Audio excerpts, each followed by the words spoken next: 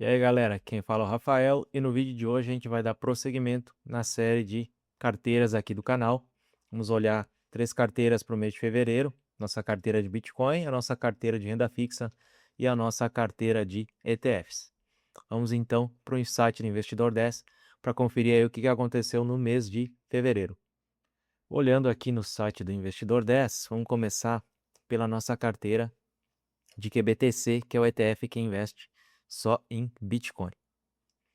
No mês de fevereiro, se a gente for olhar aqui os nossos lançamentos, a gente comprou, começando a partir do dia 2 de fevereiro, nessa linha aqui, a gente começou nesse mês comprando a 25,15, depois 22,70 na segunda-feira, a segunda-feira do mês, 21,89, 20,40, né? Fechamos o mês aqui com 20,40. E se a gente for olhar, eu estou gravando esse vídeo aqui no final de abril. Se a gente for olhar o comportamento do QBTC nos últimos 6 meses aqui, praticamente a mínima foi nessa região aqui que a gente comprou no final do mês de fevereiro aqui, ó. Ele chegou na mínima a 20,31 e a gente comprou a 20,40. Então, pegamos um preço bem legal e isso mostra o poder de fazer a estratégia do DCA, de ir comprando fracionado e fazendo os aportes independente do cenário para esses ativos com alta volatilidade. Se a gente for aqui na nossa planilha, a gente está tratando desse intervalo aqui, ó, do 2 de fevereiro até 23 de fevereiro.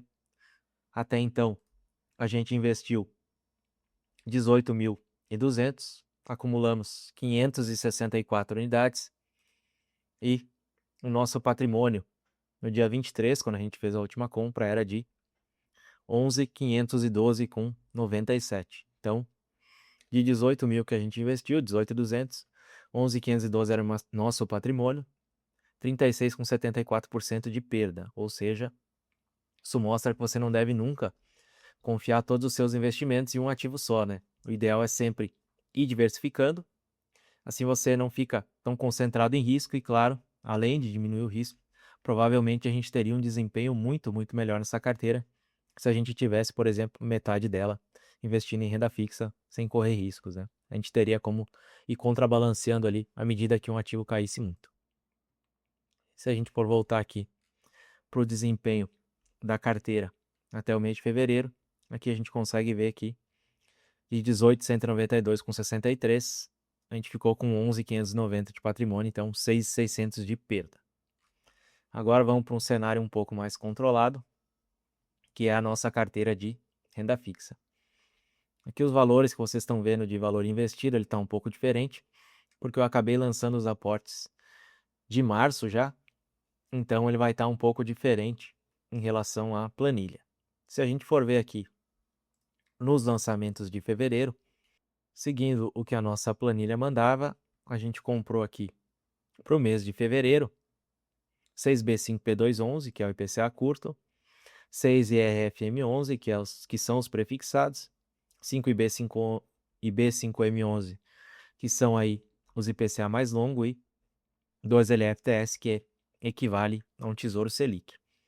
Ao contrário da nossa carteira de QBTC, essa carteira de renda fixa aqui ela é bem mais estável e é isso que a gente espera mesmo, né? A gente espera que mês a mês ela vá aumentando a quantidade de rendimentos, é o que a gente está vendo aqui, e dos 18.200 que a gente adicionou, a gente fechou com 19.200 de patrimônio.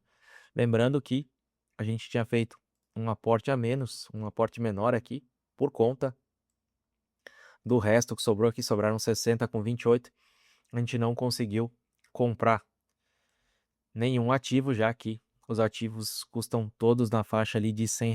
Então, esses 60 com 28 ficaram para o mês de março. Aqui também eu já acabei lançando os aportes de março, mas a gente vai ver o detalhamento deles no próximo vídeo. Para essa carteira aqui, o que a gente espera é que a gente consiga, no médio prazo, bater o CDI. Até agora a gente está um pouco atrás, principalmente pela alta taxa Selic, no período em que a gente está gravando. Desde que eu comecei a gravar, a Selic permaneceu em 15% ao ano em todo o período. somente no mês de fevereiro ela caiu para 14,75, que ainda é muito, né? Quando a gente voltar a patamares um pouco mais controlados de Selic, a expectativa é que essa carteira comece a fazer o papel dela, principalmente porque aqui a gente tem uma concentração bem maior de IPCA+, né? Muito mais IPCA+, do que a gente teria de pós-fixado. Aliás, os pós-fixados aqui, eles representam só 15% da nossa carteira. Eu fiz isso de propósito lá no início, justamente para tentar ter um desempenho superior, alocando muito mais nos IPCA+, e nos prefixados, que a longo prazo costumam apresentar uma rentabilidade melhor do que o pós-fixado. E por último, última carteira do vídeo, outra carteira que não tem tantas emoções assim como a carteira de QBTC, a nossa carteira de ETFs aqui, a carteira com um cenário bem diversificado. A gente tem ações americanas, renda fixa brasileira, fundos imobiliários, small caps e criptoativos, todos eles através de ETFs. E aqui o nosso resultado até então, para o mês de fevereiro, dos 18.186 que a gente investiu, a gente fechou com 19.637. Um bom resultado, uma carteira que sempre ficou no positivo, e o resultado que a gente espera para ela é esse mesmo aqui. Nada de oscilações muito grandes, principalmente poucas oscilações negativas, e ganhando capital ao longo do prazo com consistência. Se a gente for olhar aqui nos lançamentos dessa carteira, a gente comprou aqui R$ 2.100 com 28 no mês de fevereiro. Lembrando que a gente começou a série fazendo aportes de R$ 2.000 e a gente atualizou para 2.100 na virada do ano, corrigindo o IPCA. Então aqui para o mês de fevereiro, se a gente for olhar aqui no Investidor 10, são essas linhas aqui que eu selecionei. E a gente comprou então 16 Small 11, 21, aliás, 1 Small 11, 8 Hash 11, 17 XFIX, 3 LFTS 11, 3 B5 P2 11 e 26 NAS e 1 Divo.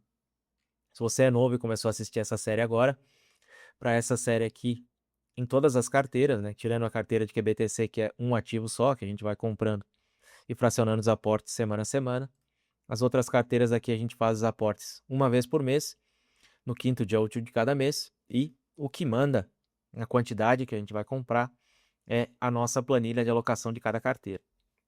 Aqui, até o mês de fevereiro, a gente tinha 44 unidades de Divo, e a gente sempre vai tentando, vou lançando os valores aqui na planilha, as cotações no dia que eu vou fazer as compras, e aqui a gente tem os percentuais ideais. Todo o aporte ele é direcionado para tentar enquadrar a carteira no percentual ideal. Com isso, né, mecanicamente, sem depender do nosso julgamento de bom ou ruim na hora de comprar as ações, a gente acaba garantindo que a gente vai sempre aportar mais naquilo que ficou mais para trás.